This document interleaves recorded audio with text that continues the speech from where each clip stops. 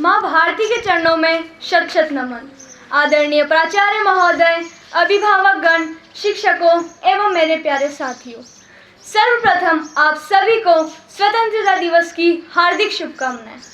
इस देश की रक्षा के लिए एक सैनिक दिन रात सीमा पर खड़ा रहता है और जब वह वहाँ खड़ा होता है तभी हम सब सुरक्षित हो पाते हैं।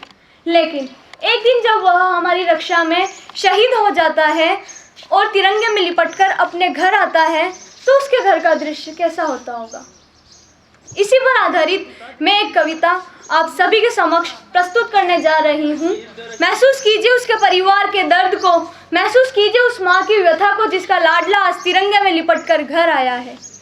उसने सुना था वादियों में जंग छिड़ी थी, फड़की थी बाई आँख वो मुश्किल में पड़ी थी।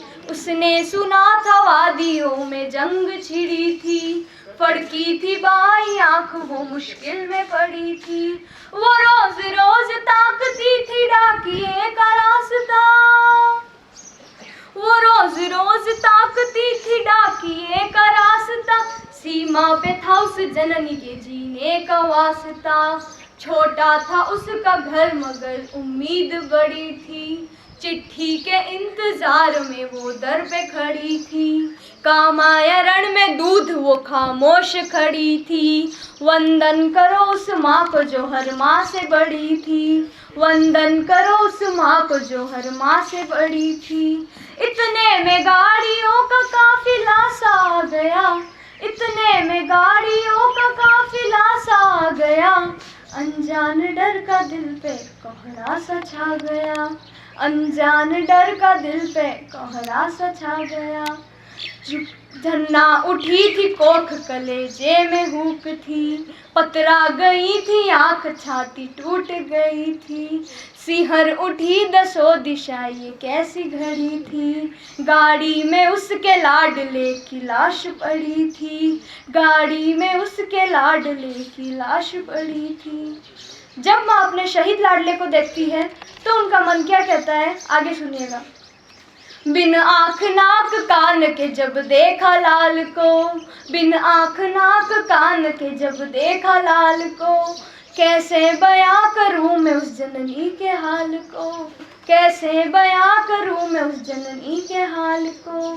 एहसान तिरंगे का जिसने देह छुपाई, वो जलती बीड़ियों के दाग देख न पाई।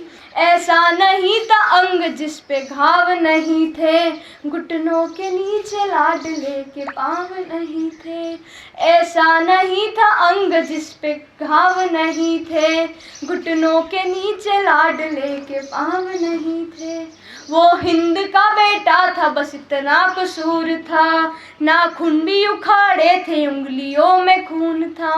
वो हिंद का बेटा था बस इतना कसूर था, नाखून भी उखाड़े थे उंगलियों में खून था। हद तोड़ हरामों ने ये कैसी है लड़ाई, दुश्मनों ने अपने मुल्क की औकात दिखाई।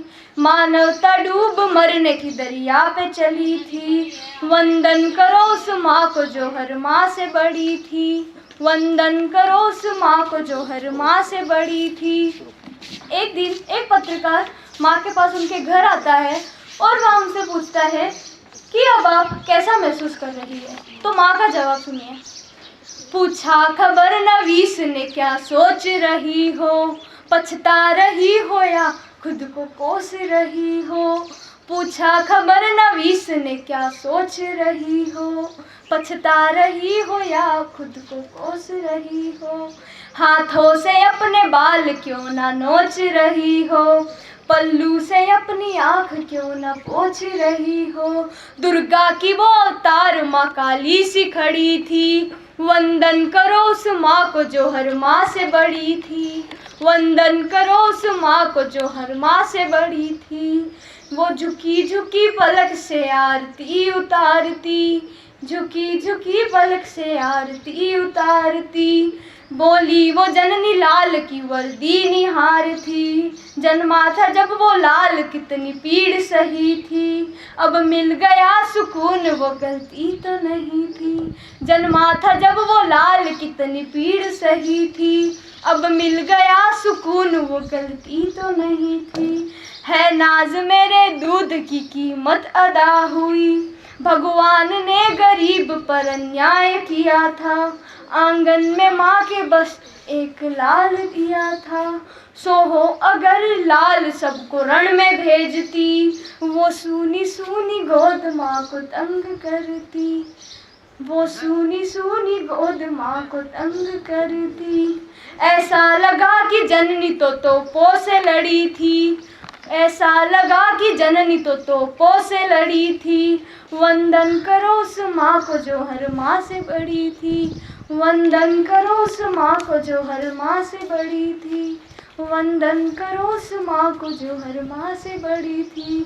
जय हिंद, जय भारत।